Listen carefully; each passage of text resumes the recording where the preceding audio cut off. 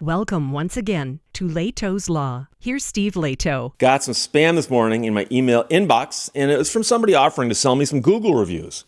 If I want them to review my practice or my business or my products or my books, whatever it might be, they'd be happy to go in and give me a bunch of reviews saying my stuff is fantastic. I just got to pay them a little bit for that. And of course, we know the internet's filled with nonsense. But here's the thing. People have been talking about whether or not that's right. And then the question, of course, is it legal? And so the Federal Trade Commission, and Kevin, thanks for sending this, has proposed now a new rule, which they've announced as a final rule, banning fake reviews and testimonials. And of course, the question is, will this do anything? And I highly doubt it. But the rule will allow agency, that is the Federal Trade Commission, to strengthen enforcement, seek civil penalties against violators, and deter AI-generated fake reviews. As you can imagine, AI is going to play a big part in how quickly nonsensical reviews can be put up. And they'll probably be fun to read on some level, but the Federal Trade Commission today announced a final rule that will combat fake reviews and testimonials by prohibiting their sale or purchase and allow the agency to seek civil penalties against knowing violators. If I had to bet, the email I got this morning did not come from the U.S. It came from outside. Fake reviews not only waste people's time and money, but also pollute the marketplace and divert business away from honest competitors, says the FTC chair. By strengthening our toolkit to fight deceptive advertising, the final rule will protect Americans from getting cheated, put businesses that unlawfully game the system on notice, and promote markets that are fair, honest, and competitive. And remember all the big talk they had about robocallers. Remember that? I'm not saying you remember robocallers. Do you remember the talk about robocallers? The final rule announced recently follows an advanced notice of proposed rulemaking and a notice of proposed rulemaking. The FTC also held an informal hearing on the proposed rule back in February. In response to public comments, the Commission made numerous clarifications and adjustments to its previous proposal, and the final rule prohibits the following things: fake or false consumer reviews, consumer testimonials, and celebrity testimonials if they are fake or false. So, okay. Buying positive or negative reviews. So you are not allowed to buy reviews, nor are you allowed to, you're not allowed to buy positive reviews, nor are you allowed to buy negative reviews. Because, of course, you could buy the negative reviews and gift them to your opponent. Insider reviews and consumer testimonials are addressed. The final rule prohibits certain reviews and testimonials written by company insiders that fail to clearly and conspicuously disclose the giver's material connection to the business.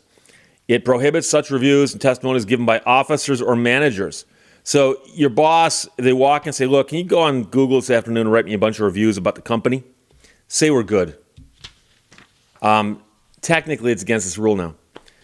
Company-controlled review websites. The final rule prohibits a business from misrepresenting that a website or entity it controls provides independent reviews or opinions about a category of products or services that includes its own products or services. Final rule also prohibits a business from using unfounded or groundless legal threats, physical threats, intimidation, or certain false public accusations to prevent or remove a negative consumer review. So now that's an interesting one, because we've heard about that before. Somebody posts a negative review and the company calls them up and says, look, we're going to sue you if you don't take that down. And so that would be a violation of this rule. Will it get enforced? We'll see. Misuse of fake social media indicators. The final rule prohibits anyone from selling or buying fake indicators of social media influence, such as followers or views generated by a bot or hijacked account. This prohibition is limited to situations in which the buyer knew or should have known that the indicators were fake and misrepresent the buyer's influence or importance for a commercial purpose. I've known people who bought followers because they thought it would impress people. And I'm not sure how easy it is to do these days. I'm sure it's just as easy as it was. But I know in the old days, you'd go out and buy yourself a couple 100,000, Twitter followers and tell everybody, look at all my followers. Woo! So, and by the way, the only people impressed by those numbers who were in a position to do anything with them also understood that they were probably fake. So there you go. As the commission noted previously, case-by-case enforcement without civil penalty authority might not be enough to deter clearly deceptive review and testimonial practices. The Supreme Court's decision in AMG Capital Management has hindered the FTC's ability to seek monetary relief for consumers under the FTC Act. This rule will enhance deterrence and strengthen enforcement actions. The commission vote to approve the final rule was 5-0. The rule will become effective 60 days after the day it's published in the Federal Register, which, of course, we all read, right? Primary staff members on the matter are Michael Ostheimer and Michael Atlason. The Federal Trade Commission works to promote competition and protect and educate consumers. And the reason this sounds like a press release is that it is, in fact, a press release.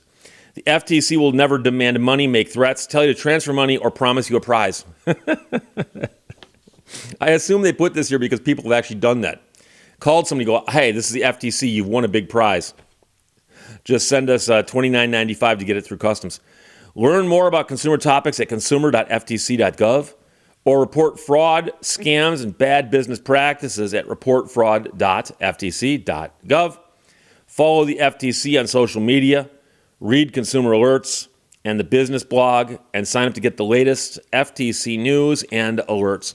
And I think most of us have learned a long time ago that reviews on the internet are almost valueless. Almost. So there's a couple different kinds that pop up. The one I'm looking at the most when I see them is the ones on Amazon. So you go to Amazon and you're going to buy something, okay? Now, if you're going to buy a book, right, you're going to buy, I don't know, this fabulous book right here, okay? If you're going to buy this book written by this author in this format from this publisher, you don't need to actually go in and compare, okay, the book from this seller, what quality is it compared to the book from this seller? It's the same book, all right? A book's a book. That's not that complicated. Now, you can read reviews of the book. Did people like the book? Did they not like the book? But when you're talking about buying a widget, right? You're buying a widget, a thing from Amazon, and you've never bought one from them before, and you're wondering, is that thing any good? Okay, so let's now use the new symbol for the widget, which is this cube of copper. You're going to buy this cube from Amazon. If you could, you go, well, I don't know. Is this the cube I'm looking for? Is this the proper cube? You go and you start looking for it. You find 2 or 3 different vendors that sell these on Amazon. And you read the reviews. And you see one that's got 75 reviews. Almost all of them are 5-star reviews, but there's a couple 1-stars in there. I always read a few 1-stars and a few 5-stars, and just to see because I understand that there's gonna be a lot of nonsense in there, made up reviews. So if I see a bunch of reviews that said, "Hey, I ordered this thing and it was actually a block of aluminum spray painted copper," I go, "Oh, that's potentially a problem." And then if I see a bunch of 5-star reviews that contain the same words or simply "best product ever," next one, "best product ever." Next one, best product ever. I go, okay, that might be some kind of indicator that there's a scam going on here.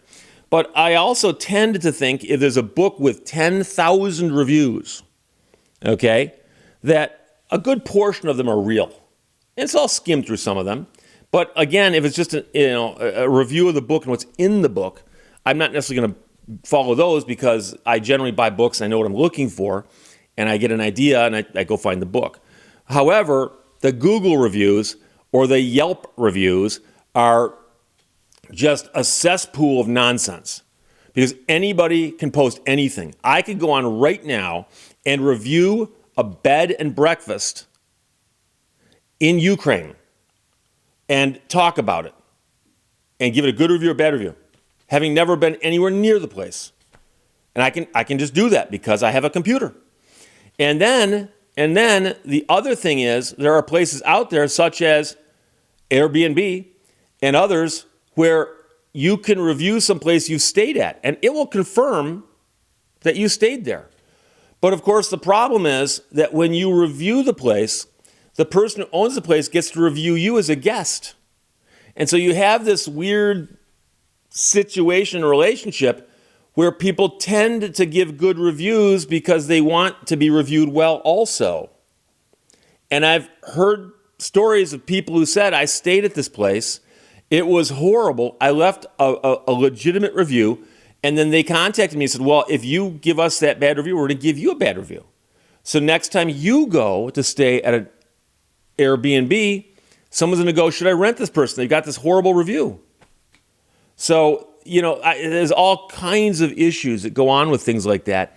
And it really makes you wonder how reliable or useful that information is to anybody. But I believe that it does influence people to some extent. I just don't know how much. And half the battle is simply educating people to understand that anybody can review anything on the internet with zero knowledge and zero authority just because they want to.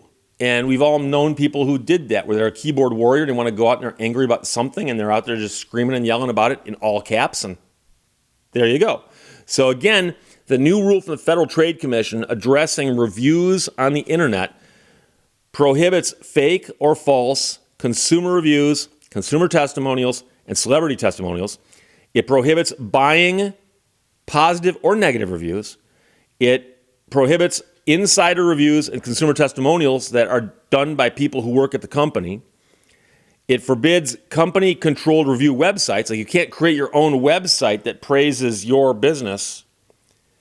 And it prohibits review suppression, going after the people who review stuff.